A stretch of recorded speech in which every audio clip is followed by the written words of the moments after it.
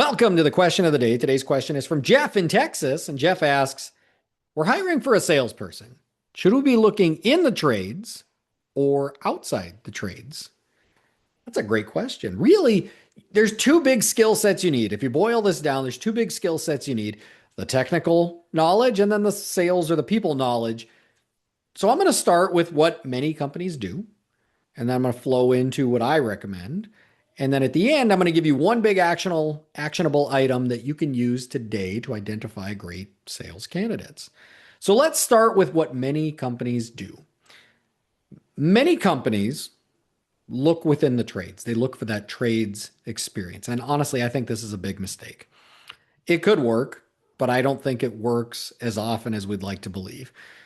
It is rare to find an individual that has and excels in both skill sets. They're good at the technical piece, the technical knowledge, and they also have the sales and the people skills. Most people don't have both. Most people don't excel at both. So if you find that unicorn, hold on to them with both hands because there's not a lot of them out there. I, for example, can't fix anything. I'm not good with my hands. That's why I'm in sales, because I can't fix things. When we bought our current house, I had done a lot of work on our previous house, and my wife made me promise on the new house that I would not do any work on the new house because I eventually got the work done and I did solid C plus work. But the problem was I'd have to do it, redo it, fix it. It ended up costing us more than if I just would have had somebody come out and do it. So I am now in my older age aware of my abilities. But if you look back, I was always the technical idiot of my family. Like my dad and my brother, like they built cars, built them from the ground up. I was the gopher. I would go for this and go for that. And I would hold the flashlight and get yelled at a lot. But I was not the technical guy that was good with his hands. Now, on the flip side, most technical people don't have the sales and people skills or excel in that area or love doing that. Maybe they can do it, they just don't love it, right? Like when you don't love something, it's draining. Like you don't want to do that. Now, the thing is, I can teach one, but I can't teach the other. I can easily teach technical skills. There's programs, there's people you can lean on. Like you can learn those things, at least good enough to be a salesperson. They don't have to know it like a technician, but they need to know enough and they can learn that. That's an easy skill to acquire if you want to acquire it. And it's almost an advantage too, because like they don't bring in too much technical knowledge. Problem is when you have a lot of technical knowledge, you kind of forget what it's like not to have technical knowledge. You just assume everybody knows that. And that's when you start using terminology and jargon and words that the average person doesn't understand. And when you're too techy, no checky. And so if you're coming from outside the trades and you don't have that technical knowledge, you can learn enough technical knowledge and you're also not going to be too techy. So that might even be an advantage. But on the flip side, if you don't have those natural sales skills, if you don't have those natural people skills, I can't really teach that. I mean, I can teach you sales processes, but I can't teach you that natural ability. And I'm not talking about being like a natural born salesman or something. I'm talking about just conversational skills, asking open-ended questions, stuff like that, right? I remember one time I used to do onboarding and training for new salespeople. And on day one, I was doing an onboarding and had a new salesperson. And he told me in front of the entire group, he goes, "Yeah, I hate people. I hate talking to people." I kind of stood there for a second. I was like, do you know the job you signed up to do? Do you know what you're doing? Like this, that's a big part of the job right there. He made it a couple weeks and then he self-selected out. So I can't teach those natural abilities like that. And so I can teach technical skills. I can't teach that attitude or those people or sales skills. So by looking only in the trades, I think you severely limit the pool that you're fishing from. And if your reaction to this, when I say that, if your reaction is like, well, our stuff is too complicated, I need somebody with a technical background. Well, then my suggestion is like, you probably need to simplify. Like we got to figure out how to simplify your offerings here. Because if it's so complicated that I have to have a heavily technical person to explain it, customers probably aren't going to explain it either. It's probably going to be too complicated. And we all know that a confused mind is going to say no. And I would also argue, I work with tons of companies that have simplified their offerings, simplified that process. And so the technical skills at a basic level, it's easy to learn. And you can attract and hire and retain great salespeople from outside the trades. So I think the companies that are looking trades only, I think they're missing out on a lot of good candidates. Side note, I also think in the trades, we miss out on a lot of good female candidates because we're a heavily male dominated trade. And I mean, think about it logically. Like if you took the 100 best salespeople in the world, it'd probably be 50 men, 50 women, right? But yet we got all the men. So where's those 50 great women, right? Like they're selling something else. They're selling something. They're selling cars or retail or something. They're selling something. But why don't we have them in the trades? Why don't we get those people into the trades? Those are really great salespeople. So that's just a side note. But I think if you're looking trades only, you are severely limiting the pool that you're fishing from. There is a whole big ocean of candidates out there, much better candidates that we can teach the technical skills. So what are these skills that we're looking for in a salesperson? What are these things we're talking about? So there's a ton, but I'll try to break this down. First is going to be communication and people skills, right? Can they actively listen? Can they hear what the customer means, not just what the customer says? Can they control a conversation by asking questions? So guide that conversation naturally without being pushy. They can ask good questions, good open-ended questions. They show empathy. They can understand where the customer is coming from.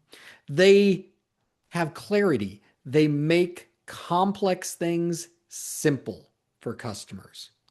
And they're confident without being arrogant.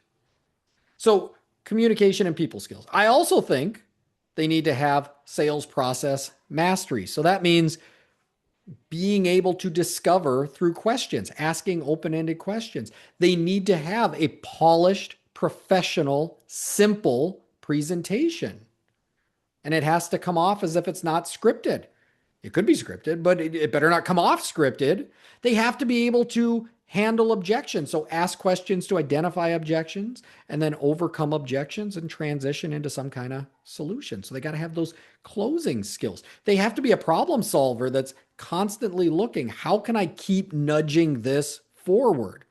And then they have to follow up. They have to be persistent, not just lay down, respectfully persistent. I don't want us just cold calling people, but respectfully persistent to keep moving this forward. So a sales process mastery.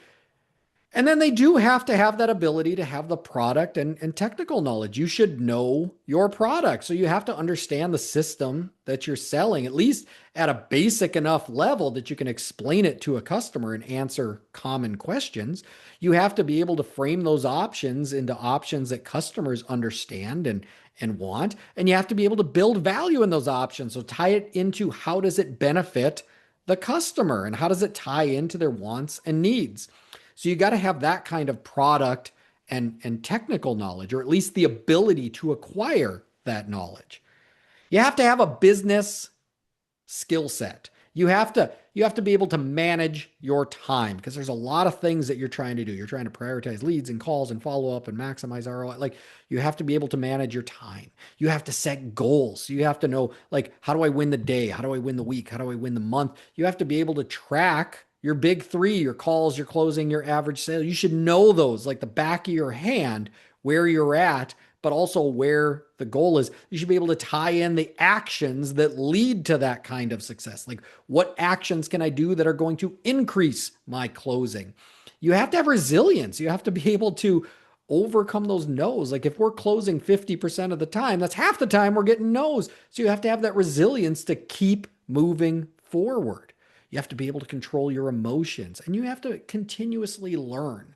So all that business mindset, that business skill set, you have to have that. And then lastly, I think you got to have people skills, right? And these are the tough ones to teach, right? Like you have to understand people and people psychology and understand everybody's different. Everybody has different motivations, but you have to build that trust and emotional connection with a customer, not memorize a bunch of specs and product knowledge. Like you have to be able to build that trust and emotional connection with a customer. You have to frame it in a way that gives the customer comfort and safety. You have to have an in-home presence. So that's a professional appearance, clear communication, respect for the people and their home. And you don't do anything to segment out a group. And then you got to have team collaboration as well. You got to be able to work with the people around you, work with your managers, work with your CSRs, work with your techs, work with your installers. You can't have an ego. You're not better than any of them. So I think like those are the skills that you're looking for. So you're looking for that communication and people skills, sales process mastery, product technical knowledge, that business skill set, and then people skills.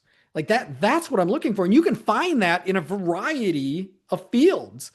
Here's some great places to find great salespeople. Servers, they're great at working with people and making people happy. They work for tips. So they're great at that. And they have the ability to learn the technical side of things. Bartenders, kind of in the same vein there, right? Like bartenders are fantastic. And mostly servers, bartenders, they're working late nights. They're working a lot of weekends. They're thrilled if they can work a career that isn't the super late nights, right? Look into other sales fields like cell phone sales or door-to-door sales. Like honestly, a lot of people might not like door-to-door sales. I actually like door-to-door sales from a hiring standpoint because if they're willing to go out and do that door-to-door sales, like my process is going to be way easier than that. So if I can get them to do that, they're going to be totally bought into my process. I think it's easier to tone them down than it is to ramp somebody up in a sales process. And so I love door-to-door sales because they're willing to get out there and do anything. Automotive is another great place. The automotive industry invests so much money into training sales processes. Usually these salespeople have a lot of great sales skills, but they're tired of working the weekends. They're tired of working the late nights, and they're tired of the car sales stigma. So they're thrilled to move into this trade. And it's the same sales process pretty much. So they're really good at it. They just have to learn the technical skills. So automotive is a great place to find people. Teachers, honestly, teachers, and I'm a little biased on this one because I was a teacher 20 years ago, but teachers don't make a lot of money, but they got a lot of great skills and people skills, and they can break down complex topics and make it simple. These are great individuals in sales in the trades here. You'd make a lot more money than being a teacher. So that's a great one to convert, right? So there's lots of other fields, but the big thing is you got to go out and find them. Most of these people, most good candidates are not looking for a job. So you have to go out and find them. You have to sell them on why your company is the place to work.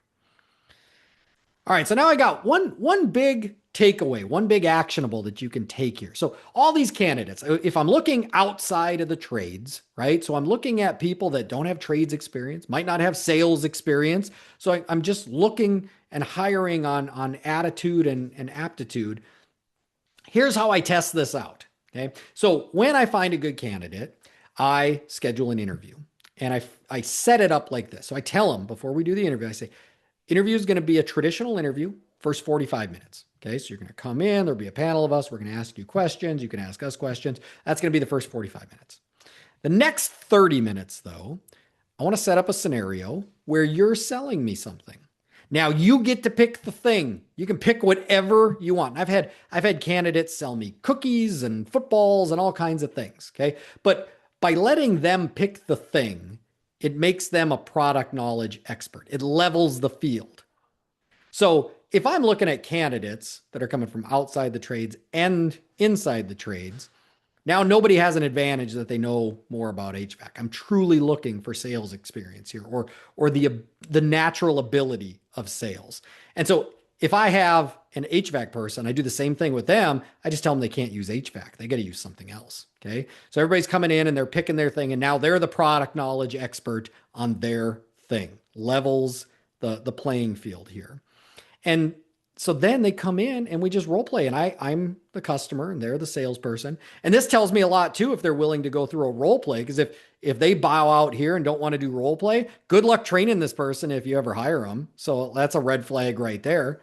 And so we just role play and they try to sell me the thing. And all I'm looking for, I'm not looking for perfection here, but I'm just looking, do they have that natural ability? Do they ask me questions, open-ended questions? Do they identify my needs and wants? Do they tie that into the product? Did they tie the product into how it benefits me?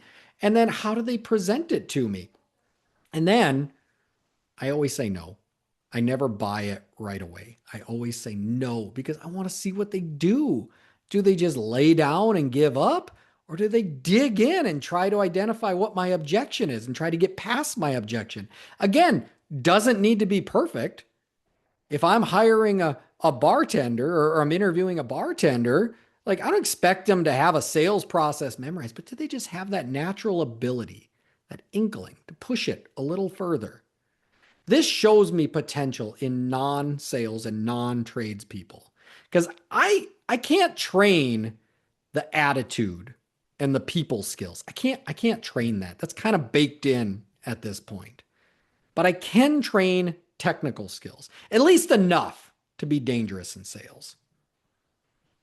So that's today's question of the day. If you're enjoying question of the day, follow, share, give a rating. Question of the day is on major streaming platforms. If you have a question, reach out to me either on social media or email. Both are going to be listed below in the show description. Let's get your questions answered. And if you're a Nexstar member, schedule a call with me. Let's address your question one-on-one. Let's get specific to your situation. I'm Coach Chris. We'll see you tomorrow.